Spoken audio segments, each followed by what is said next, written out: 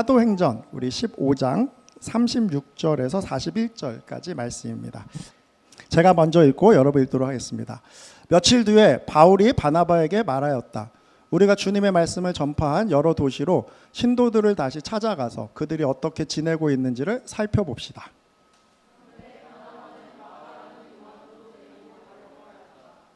그러나 바울은 밤빌리아에서 자기들을 버리고 함께 일하러 가지 않은 그 사람을 데리고 가는 것을 좋게 여기지 않았다.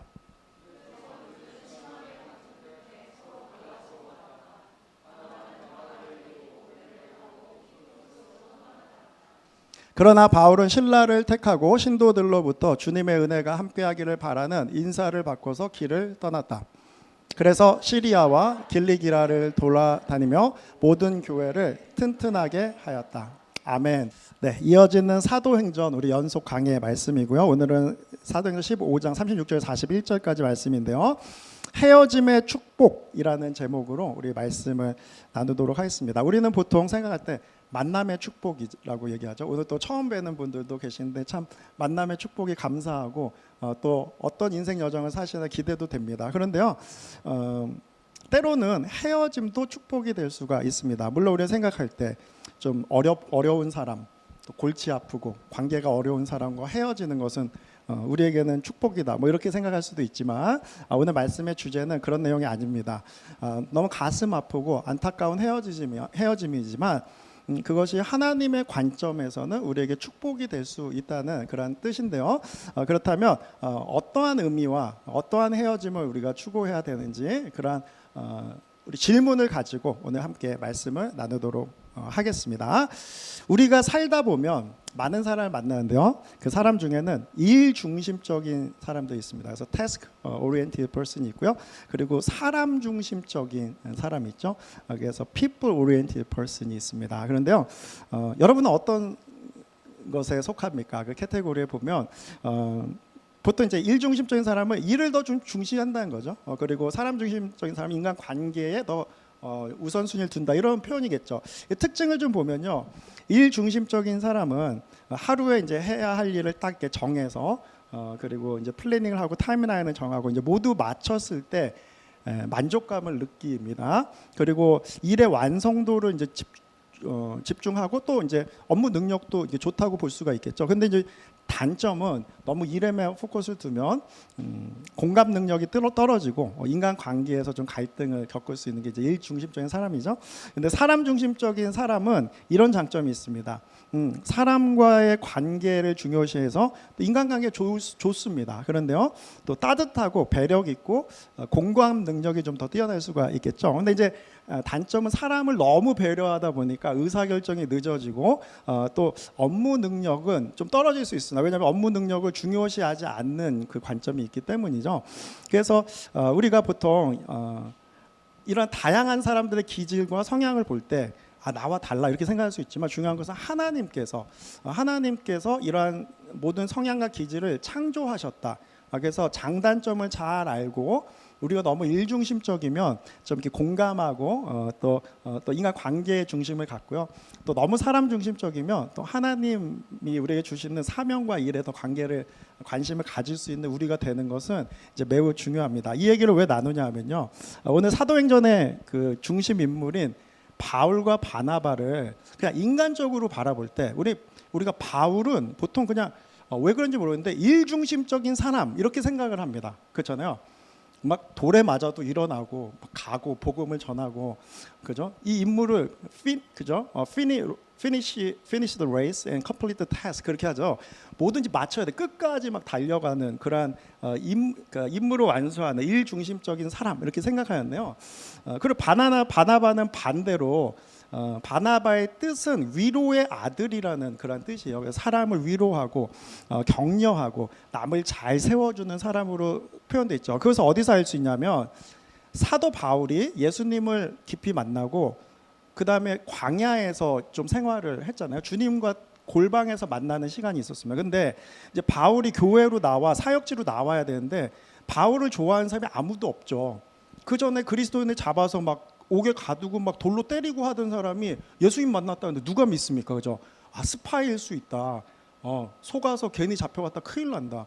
바울이 있는 교회는 아마 아무도 안 갈라 그랬을 거예요. 근데 그 바울을 교회로 데리고 와서 인정해주고 이 사람이 진짜 회심했다, 내가 그것을 인정한다라고 했던 사람이 바나바였습니다. 그러니까 어떻게 보면 바울은 초창기에는 바나바의 제자였던 거죠. 그래서 바나바가 바울을 그 교계에 또 많은 성도 그리스도인들에게 바울을 소개해주고 마음을 열게 해줬던 역할을 한 것이 바나바였습니다.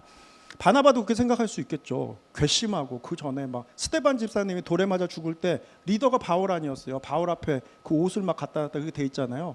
얼마나 화났겠어요. 그런데 인내하고 참고 그 사람을 세워주고 했던 게 바나바입니다. 그래서 우리가 생각할 때는 바나바는 사람 중심적인 사람, 그래서 바울은 일 중심적인 사람. 우리가 다 알잖아요. 바나바와 바울이 이제 헤어지게 되잖아요. 오늘 이제 본문 말씀인데, 둘이 일 중심적이고 사람 중심적이어서 헤어졌다, 이렇게 이해하는 경우가 의외로 많이 있습니다. 제가 묵상을 나눠보고 하면요, 그렇게 이해하시는 분들이 많은데요, 오늘 본문 텍스트는 전혀 그거와는 상관없는 다른 깊은 의미가 있는 헤어짐이고, 그 주님의 인도하심이 있다는 것을 오늘 깨닫기 원합니다. 그죠? 핵심은요, 여러분, 일 중심, 사랑 중심으로 뛰어넘어서 하나님 중심적인 삶이 돼야 돼요. 우리 삶에 딱 하나의 비전, 하나의 말씀, 무슨 일이 있어 하나님 중심적인, 그죠? 아무리 사랑하는 사람이 세상적으로 놀자 하자 그래도 하나님이 아니면 딱 아니고 단호하게 하나님 중심으로 살아갈 수 있는 우리가 되어야 한다는 것이 이제 핵심 내용인데요. 자, 오늘 말씀 36절부터 말씀 한번 살펴보겠습니다. 며칠 뒤에 바울이 바나바에게 말하였다. 우리가 주님의 말씀을 전파한 여러 도시로 신도를 다시 찾아가서 그들이 어떻게 지내는지 살펴보자, 이렇게 말합니다. 그러니까 지금 본문은 지난주 말씀에 보면 예루살렘에서 총의회가 열렸죠. 회의가 열려서 어떤 유대인들이 이방인들이 회심해도 할례를 받아야 된다, 그들은 부정한 이방인이었다, 예수님만으로는 불충분하다 해서 그게 아니다, 예수님은 충분하다, 주님이 흘린 보혈의 권세는 모든 이방인 모든 죄인들을 다 사하는 그 복음의 능력이 있다, 그래서 그 믿음으로 구원을 받는다. 그것을 나눴죠. 그죠? 그 갈라디아서 내용이 그 핵심 내용이고요.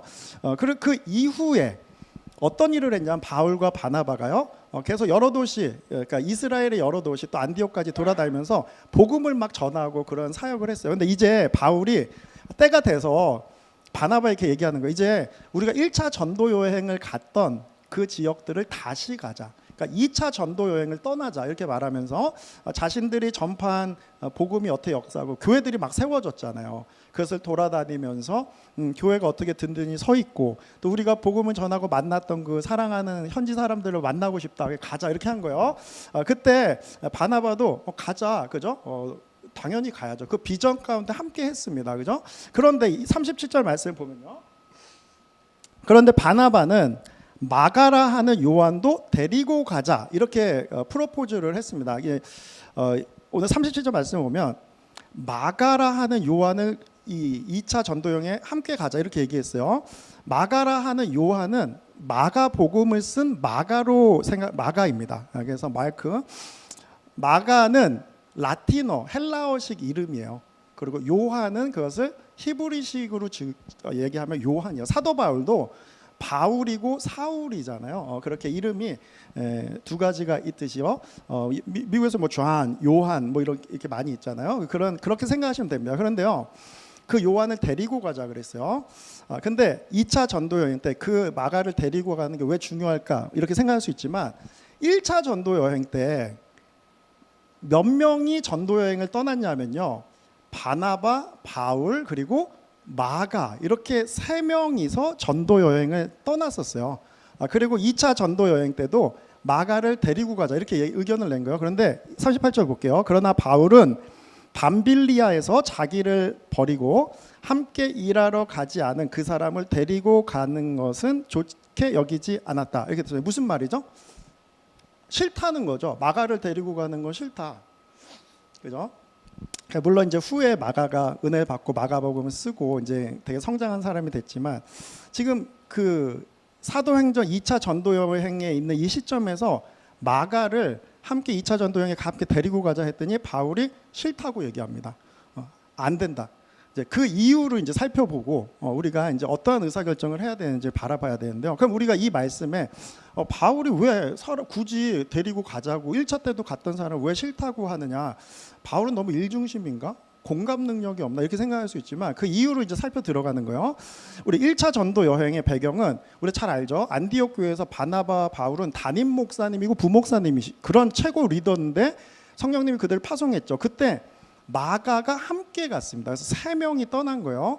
그래서 우리 밑으로 해서 구부로 섬으로 해가지고 이제 다시 내륙으로 밑으로 통해서 위로 올라간 게 1차 전도 여행의 핵심이었죠. 그래서 우리가 요 키프러스 구부로 섬으로 해서 위로 올라갔습니다. 근데 이제 위로 올라가 보면 그 밤빌리아라는 그 프로빈스의 지역에 버가라는 곳이 있었어요. 거기서 마가가 이탈을 합니다. 자, 오늘 이 말씀 전에 사도행전 13장 13절 말씀을 보면 바울과 그 일행은 바보에서 배를 타고 밤빌리아에 있는 버가로 건너갔다. 그런데 요한은 그들과 헤어져서 예루살렘으로 돌아갔다.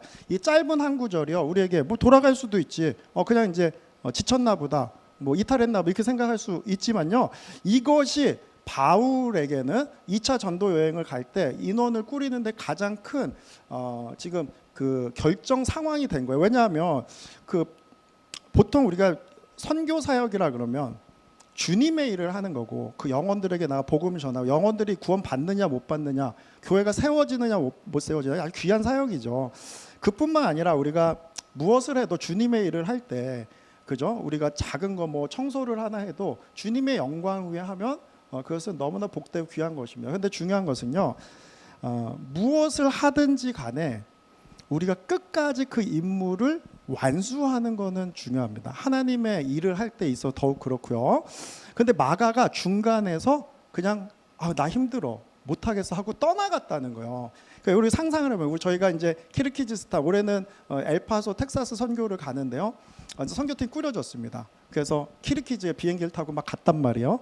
가서 선교를 하고 있는데 한 이틀 됐는데 음식도 안 맞고 힘들고 그래요. 전 돌아갈래요 하고 혼자 비행기를 끊어 돌아가 버리는 거예요. 자, 이런 상황이 되었다면, 그러니까 바울이 볼 때는 마가는 준비가 되지 않은 사람이고, 하였던 어떠한 중요한 사역을 끝까지 마무리하지 못하였다는 데에 있어서 우리 요번 선교팀으로는 맞지 않는다. 이런 생각이겠죠.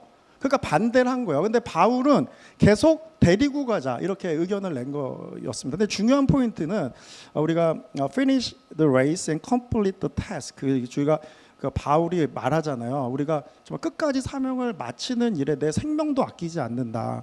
우리가 주님의 일을 할 때 우선 끝까지 마치는 게 중요합니다. 그래서 우리가 교회는 피스컬 이어를 우리가 September 1st 그 9월 1일이 피스컬 이어 1월 1일이 아니라 왜 그러냐면 이제 아이들과 학생들이 학교에 가기 때문에 교육부가 있어서 보통 이제 9월 1일이거든요. 그러면 이제 뭐 잘 섬기다 1월, 2월에 시험 들고 힘들잖아요. 그러면 뭐 이제 목사님과 상의를 해서 어렵다 그만둬 뭐 이렇게 의견을 조율해서 할 수도 있겠죠. 할 수도 있는데 어떤 교회들은 8월 31일까지 맡은 사람은 절대 못 그만두는 교회도 못 옮기게 하는 그런 교회들이 있어요. 그래서 제가 진짜 지인이 그랬어요. 막 너무 힘들어하다 한 교회 다니는 교회를 근데 8월 30일까지 못 간다는 거예요. 그래서 왜 그래요, 소냐 그랬더니 뭘 맡았는데 그걸 끝내고 가야 된다 그러는데요. 하나님이 너무 기뻐하실 것 같더라고요. 그리고 우리가 회사를 인간적인 데를 다닐 때도 그렇게 함부로 하지 않습니다. 근데 우리는 이상하게 하나님의 일을 할 때 너무 쉽게 하고 컨디션 안 좋으면 쑥 빠지고 그죠? 감정이 안 좋으면 막 그만둬 버려. 이런 우리의 모습도 있을 수 있어요. 근데 오늘 말씀을 통해 마가가 쓰임 받는 거죠. 하나님께서 뭐든지 끝까지 주님의 일을 할 때는 신실하게 맞춰라. 그죠? 하나님께서 이렇게 우리에게 말씀을 주십니다. 그런데요, 마가가 그러면 왜 돌아왔을까? 이 부분도 중요하잖아요. 뭐 엄청난 사건이 있으면 좀 돌아갈 수는 있는 거죠. 우리 이해해 줄 수 있는 사건이 있는데요. 성경 말씀에서는 마가가 왜 돌아갔는지 구체적으로 써 있지는 않습니다. 그런데요, 일단 바울이 이렇게 극대노하고 싫어하는 거 봐서는 되게 무책임하게 돌아갔던 건 분명한 것 같아요. 그래서 우리가 추정을 할 때 좀 세 가지로 추정합니다. 첫 번째는 육체적으로 힘들어서 돌아갔을 것이다. 이렇게 추정하죠. 그렇죠. 그때 무슨 뭐 버스가 있습니까? 기차가 있으면 비행기가 있으면 그죠? 선교 갈 때 막 걸어서 함께 막 짐 다 메고 복음 전하려면 막 또 그 물품들 가지고 아이들 만나면 요즘 막 풍선 불어주고 막 마음 열라고 막 하잖아요. 뭐 젠가놀이 하고 막 다 들고 가야 되죠. 얼마나 무겁습니까? 그거를 다 들고 구부로 섬으로 해서 위로 올라가서 배를 타고 며칠을 가서 막 걷고 하니까 힘들었을 거예요, 마가가. 그죠? 그래서 아마 육신적으로 힘들어서 이탈했을 가능성이 있습니다. 여러분, 체력이 영역입니다. 그래서 저도 이제 나이가 막 들어가지만요, 진짜 체력이 영역, 체력이 약하면 기도도 약해지고 막 피곤합니다. 그렇죠? 그래서 우리 체력을 잘 키워야 되는데요. 두 번째는요, 선교 방식에 좀 불만이 있을 수 있었겠죠. 우리 추정하는 거예요. 그러면 바울과 바나바의 선교 방식이 좀 마음에 안 든다. 왜 이렇게 급진적으로 복음을 전하고 이렇게 위험하게 하냐, 뭐 이렇게 생각할 수도 있겠죠. 마지막은 리더십에 불만이 있었을 거예요. 그죠? 이제 자신은 이제 세 번째 막내고 따라가는 거니까 시키는 걸 해야 되고 뭐 리더십의 결정대로 따라야 되잖아요. 그러니까 그것이 이제 불만이 있었을 수 있고, 특히 바나바보다는 바울의 리더십에 불만이 있었다면 있었을 수 있다. 왜냐하면요, 바나바와 마가의 관계는요, 마가는 바나바의 조카예요, 조카. 그래서 지금 바나바가 팔이 안으로 굽는다고 계속 데리고 가려고 하는 것도 조카이니까 마음이 넓잖아요. 이해해주자, 한 번 더 기회를 주자, 품어주자, 한 영혼 한번 키워야 되지 않겠냐, 이런 마음인 거잖아요.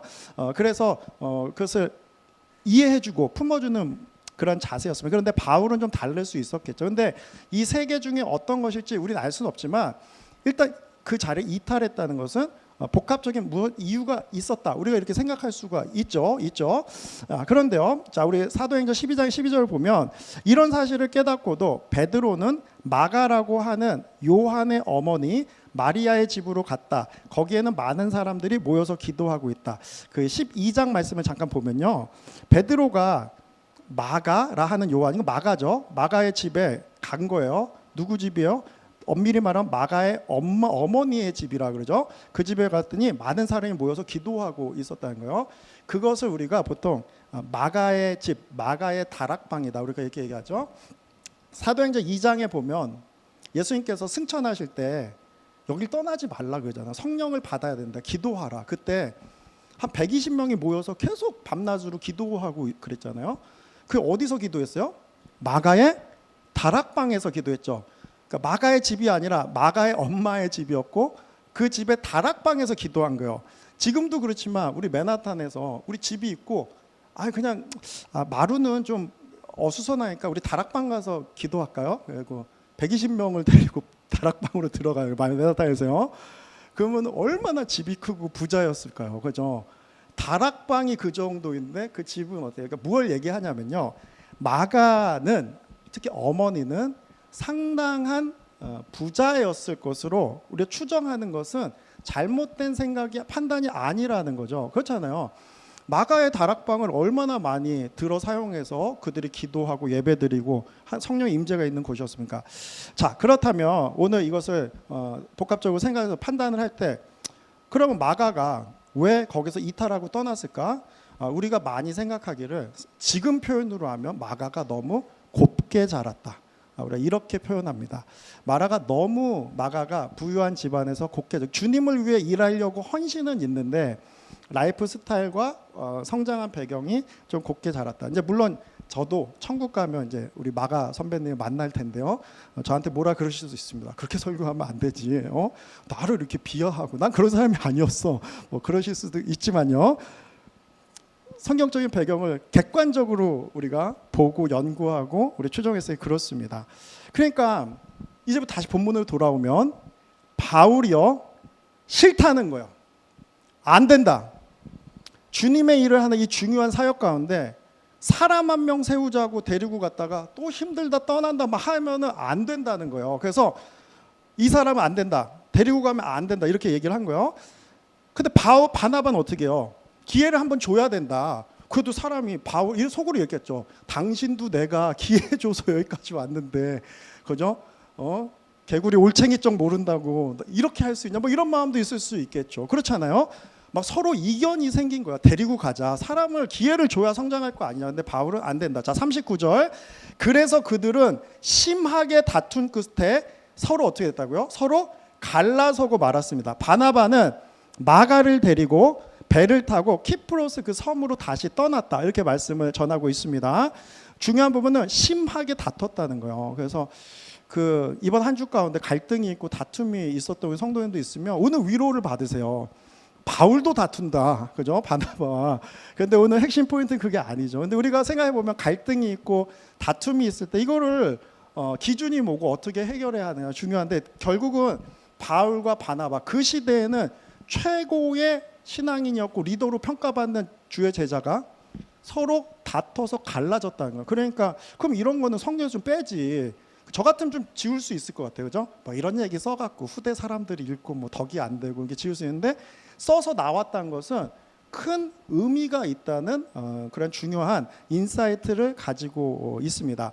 그런데 오늘 이 본문 다시 한번 얘기하지만요, 바울이 일 중심적이고 바나바는 사람 중심적이고 관점이 달라서 헤어졌다, 이런 내용보다는 조금 더 깊은 내용이 있습니다. 그래서 결국은 바나바가 어떻게 결정하냐면요, 헤어져서 마가를 데리고, 조카죠, 데리고 구브로 섬으로 갔어요. 그죠?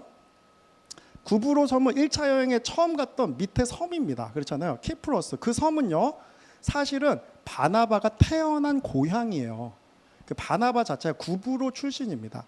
그러니까 자신한테 상당히 편했겠죠. 그렇죠. 제가 면목동에, 서울의 면목동이라는 곳에 태어나는데요.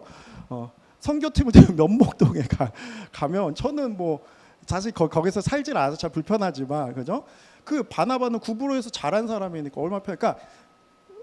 열방의 복음을 전하러 주님의 비전을 갖고 나가는 이 선교팀이 자기가 편한 지역으로 들어왔다는 데 대해서 일단은 하나님의 비전과 좀 멀어진 여정이다, 우리 이렇게 생각할 수 있는 것이죠.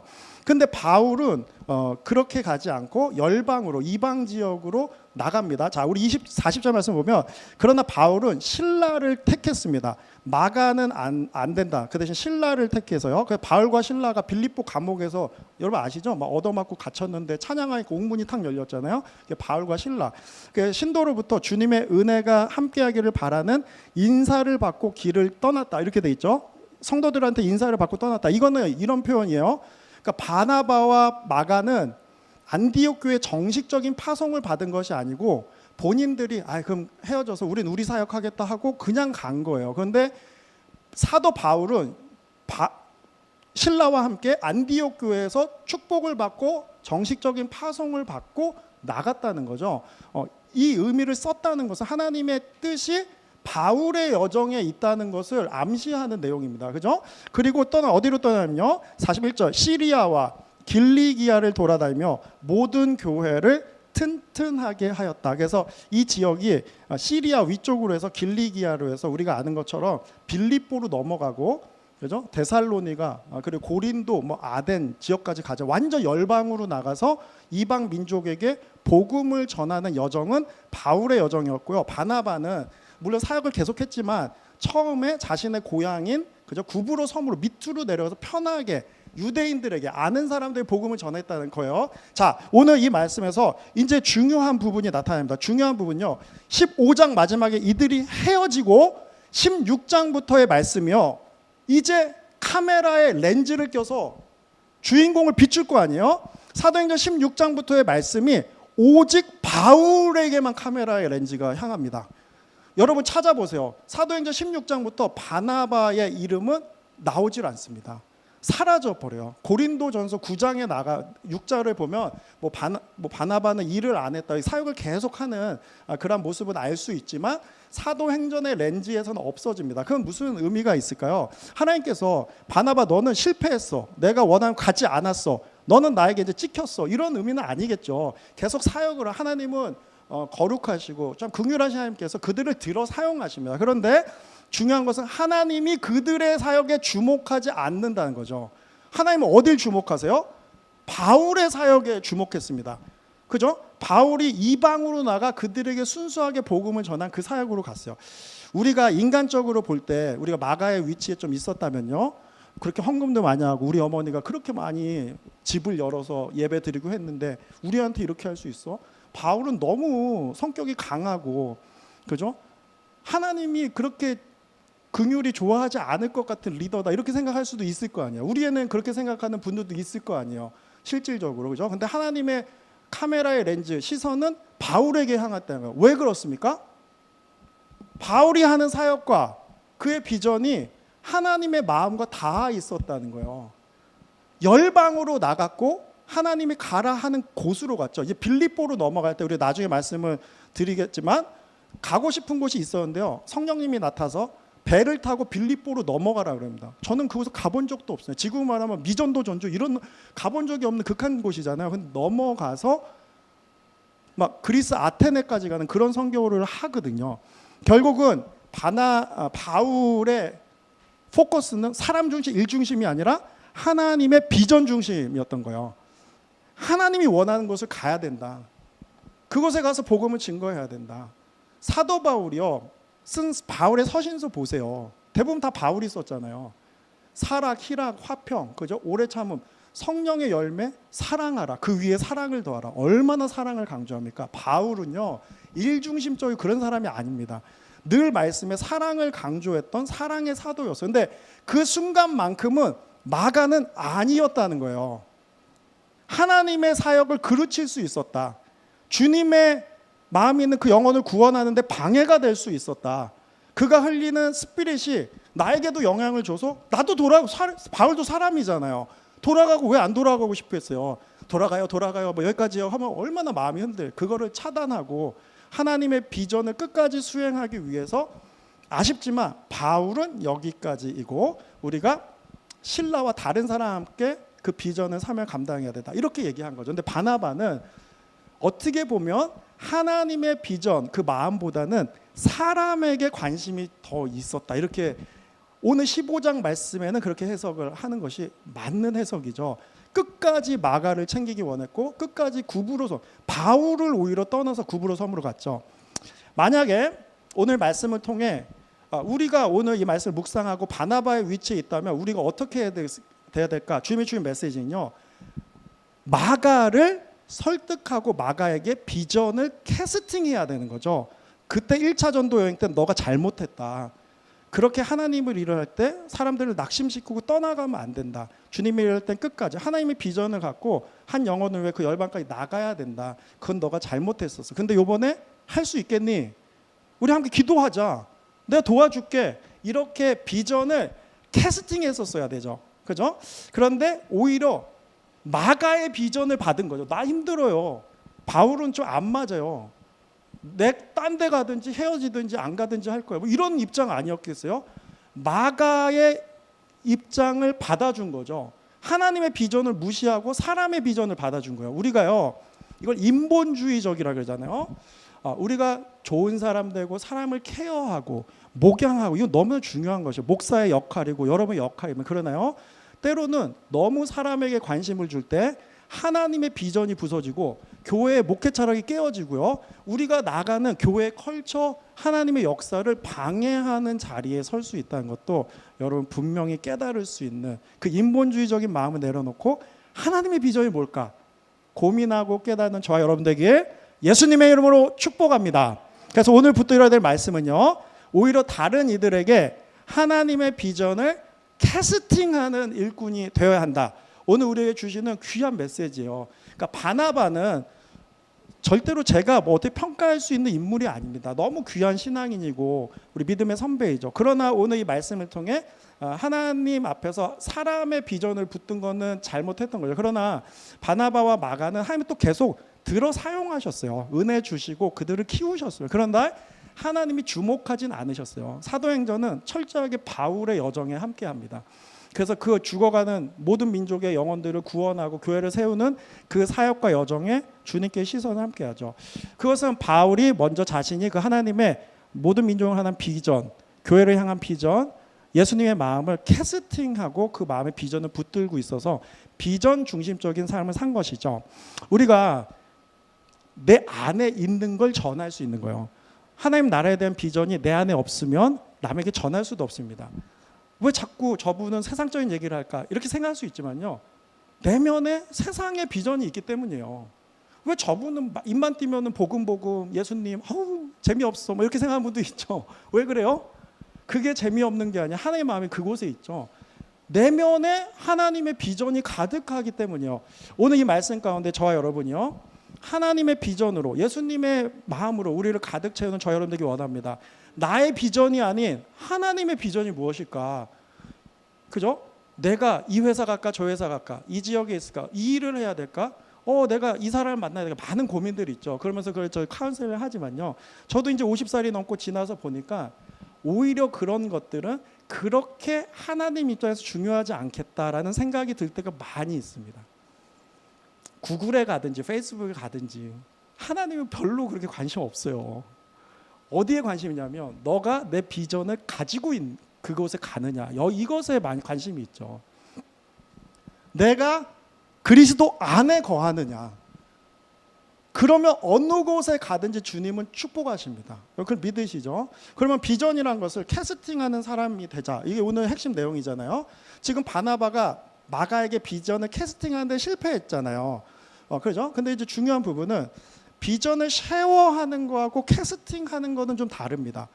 나는 이런 비전이 있어. 나는 예수님을 위해 살 거야. 내 일터에서 이런 마음으로 살고 있어라고 쉐어하는 것은 중요해요. 초기 스테이지만요. 스테이지. 캐스팅하는 것은 내 비전이 그 사람의 비전이 되기까지 마음에 새겨지고 그 사람이 움직이게 하는 것이 캐스팅한다는 거죠. 비전의 캐스팅은 사람의 능력으로 못합니다. 성령님께서 역사하실 때 그 비전이 캐스팅되는 거예요. 그래서 내가 그것을 기도하며 하나님, 저 영혼이 하나님의 사람 되게 해주세요. 주님의 비전을 위해 살게 해주세요. 그 비전이 캐스팅되게 해주세요라고 눈물로 기도하고 복음을 전하고 내 삶을 보여줄 때 그 비전이 그들에게 캐스팅되는 줄 믿습니다. 예수님을 영접한 사람은요, 예수님의 비전을 영접하는 거예요. 여러분 아멘이시죠? 예수님은 좋은데 예수님이 말하는 거 나 안 해.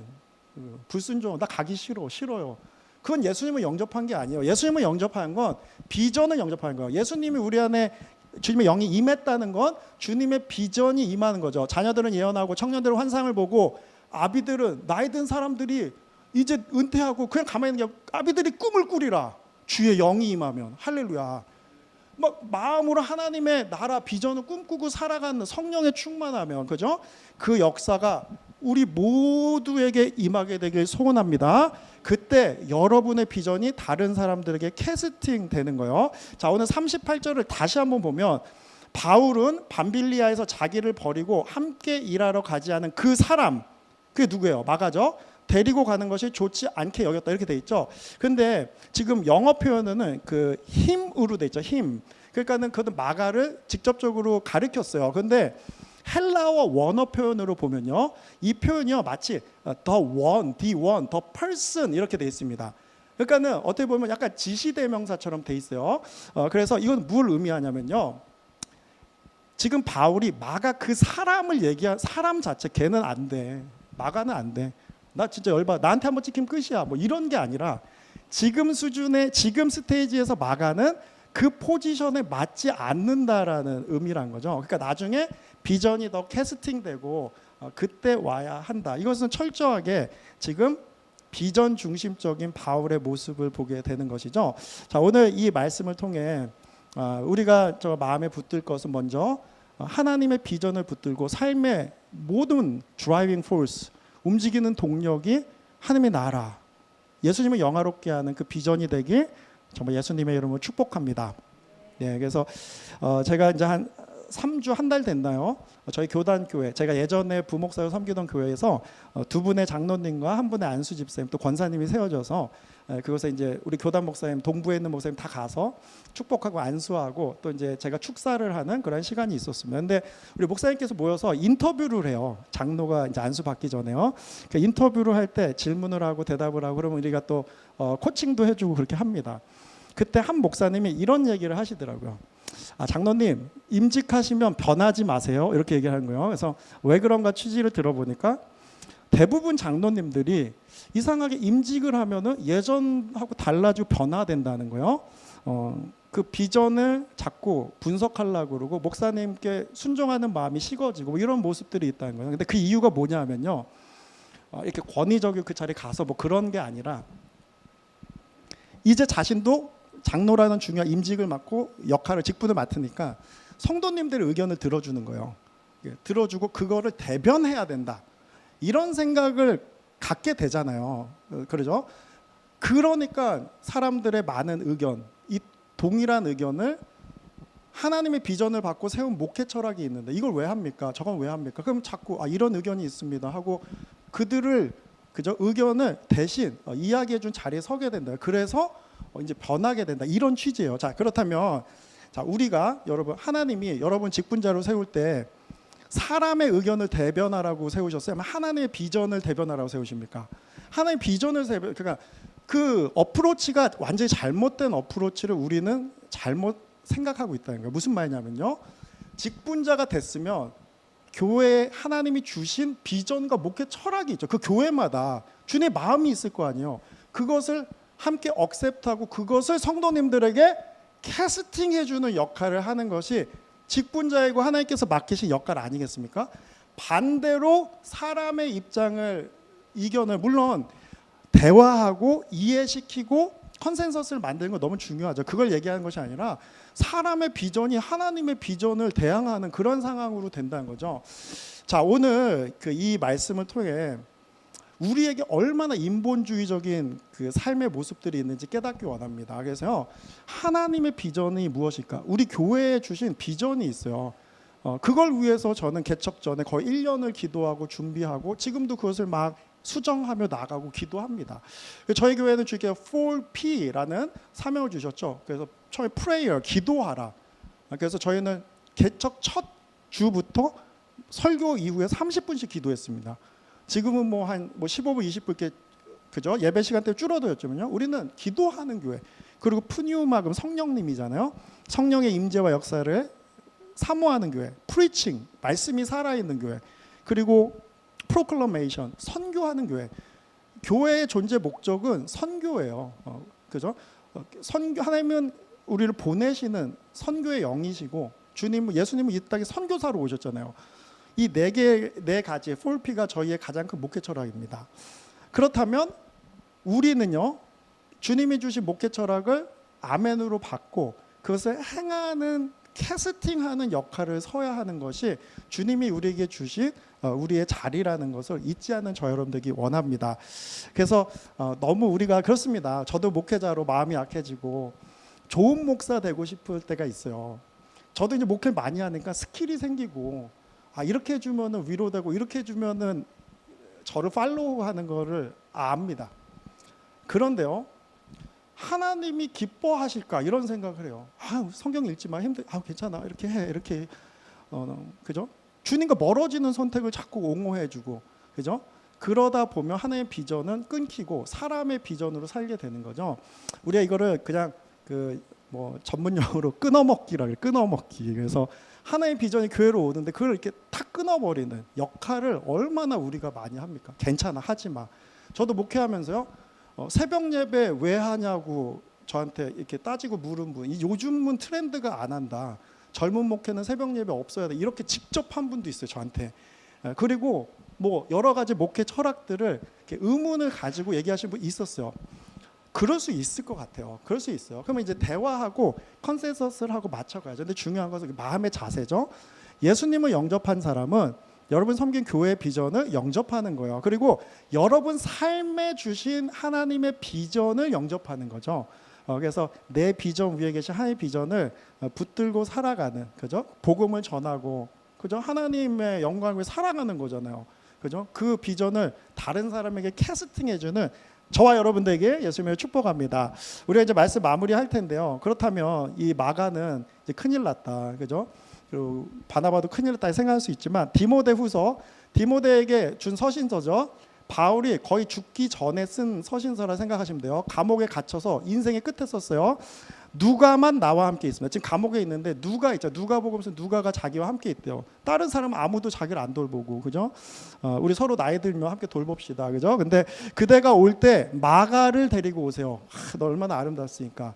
그때 안 된다, 넌 안 된다 했던 그 마가가요, 시간이 한참 지나서 내가 있는 감옥으로 마가를 꼭 데리고 와주세요. 그 사람은 나에게 요긴한 사람입니다. Because he's helpful to me in my ministry.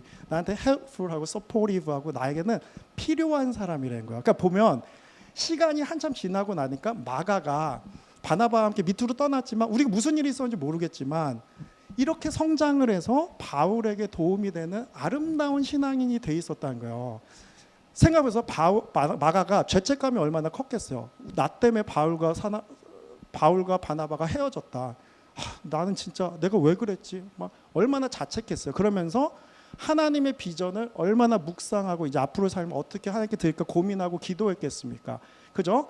그래서 자신의 비전이 이제 하나님의 비전으로 맞춰진 거예요. 인생이요. 그러니까 바울이 그를 데리고 와달라. 내 옆에 있는 것만으로도 위로가 되고 보고 싶다 이런 거 아니겠어요? 그렇습니다.